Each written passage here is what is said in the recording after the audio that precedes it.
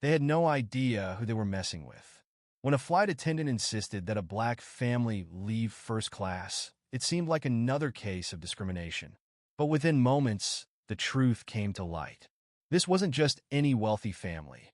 They owned the entire airline. What happened next left everyone in shock. Before we begin, drop a comment letting us know where you're tuning in from. And if you love stories like this, don't forget to like, share, and subscribe for more. The airport terminal buzzed with the usual energy. Passengers checking phones, flight announcements echoing, and families hurrying to their gates. Among the crowd, a trio stood out. A confident man in a well-tailored charcoal suit, his poised wife in a flowing blue dress, and their lively 5-year-old son clutching a small stuffed lion. Isaac Reynolds guided his family through the jet bridge, his polished shoes clicking against the floor. His wife, Layla, held little Micah's hand as he excitedly swung it back and forth. This trip was a well-deserved escape from their demanding schedules, a rare moment to unwind. Stepping into the first-class cabin, the warm glow of the overhead lights reflected off the sleek leather seats. Isaac glanced down at his boarding pass and smiled. "Here we are," he said, motioning for his family to settle in. Layla helped Micah into his seat, handing him a juice box as he eagerly looked out the window. Isaac stowed their bags in the overhead compartment, nodding politely to the other passengers. Across the cabin, a flight attendant named Claire Lawson eyed them carefully. Her sharp eyes flickered with something unreadable as she straightened her name tag and made her way over, a strained smile stretching across her lips. "Excuse me," she said, her voice carrying a clipped tone of authority. "May I see your boarding passes?" Isaac turned to her, unfazed. He reached into his jacket and produced the tickets. "Of course," he said smoothly, handing them over. Layla glanced up, sensing an odd tension in the air. Micah, unaware of the interaction, happily kicked his legs beneath his seat. Claire studied the tickets longer than necessary, her expression unreadable. Then, with a faint crease between her brows, she looked up. "These are for first class?" she asked, as if doubting her own eyesight. Isaac's jaw tightened slightly, but his voice remained calm. "That's correct. These are our assigned seats." Claire hesitated. "I need to verify something with the front desk. Please remain seated." Without another word, she turned and walked briskly toward the galley, her posture stiff. Layla leaned toward her husband. "What was that about?" she whispered. "Probably just a mistake," Isaac replied, though the slight clench in his jaw said otherwise. Meanwhile, in the galley, Claire was already on the phone with the ground crew.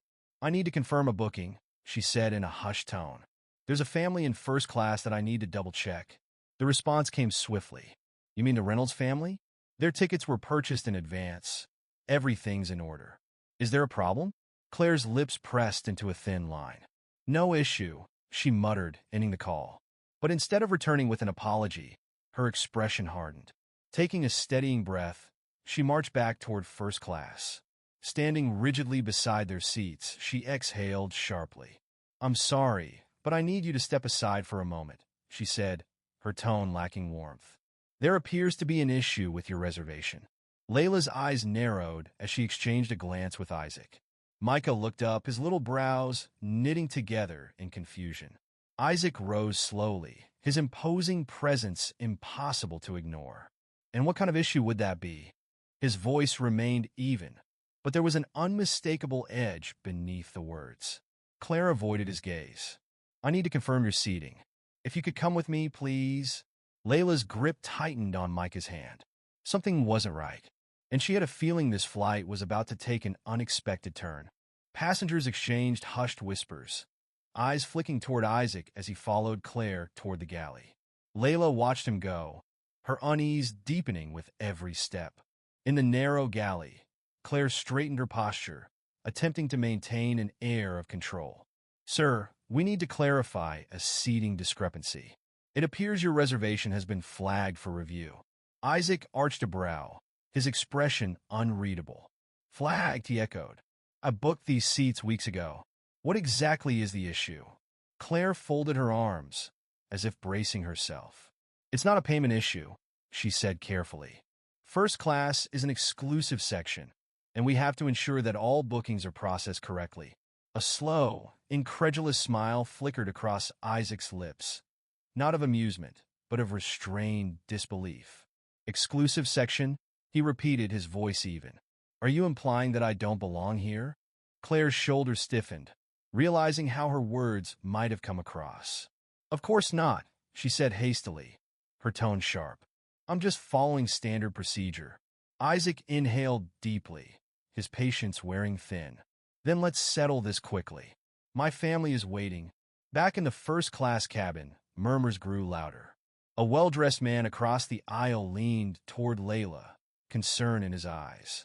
Is everything all right? He asked quietly. Layla forced a tight smile. Just a misunderstanding, she said, though the worry in her eyes betrayed her words. Meanwhile, in the galley, Claire turned to a younger flight attendant, Maddie. Maddie frowned.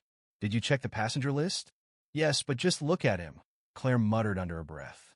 Does he seem like a typical first-class traveler? Maddie's eyes widened slightly. You can't say things like that, she said in a firm whisper. If his ticket is valid, that's the only thing that matters. But Claire wasn't listening. With a resolved expression, she turned back to Isaac. Sir, I'm going to have to ask you and your family to move to the main cabin until this can be sorted. Isaac's gaze darkened. On what grounds? Claire hesitated. It's just protocol. If you expect us to leave first class, I'd like to hear a legitimate reason, Isaac said, his voice calm but unwavering. Right now, it sounds like this isn't about protocol at all. Before Claire could respond, the overhead speakers crackled to life. Ladies and gentlemen, please remain seated while we finalize a few details before departure. Isaac exhaled sharply, then reached into his pocket and pulled out his phone. He stepped aside, his tone quiet but commanding. Is everything in place? A brief pause. Then his next words were decisive. Good. Proceed as planned. Ending the call, he turned back to Claire, his eyes steady. Shall we return to my family? His tone was polite, but the underlying authority sent a chill through her. As Isaac strode back to his seat, all eyes followed him. Layla met his gaze, silent but questioning. He squeezed her hand lightly, but she could see it in his expression. This wasn't over. Claire, now visibly tense, took a deep breath and made her final mistake. Sir, she said stiffly, I insist that you and your family relocate to the main cabin. A tense silence fell over the first-class section. Isaac stood again, adjusting the lapels of his suit with quiet precision. If you plan on calling security, he said evenly, make sure they come with a valid explanation. A younger man across the aisle shook his head. They have first-class tickets just like the rest of us. Why are they being singled out? The weight of the room shifted. Claire's confidence faltered. Then the intercom crackled again. But this time, it wasn't an announcement. It was a direct message for Claire. Her face drained of color as she turned to Isaac, suddenly realizing exactly who he was. And she wasn't prepared for what came next.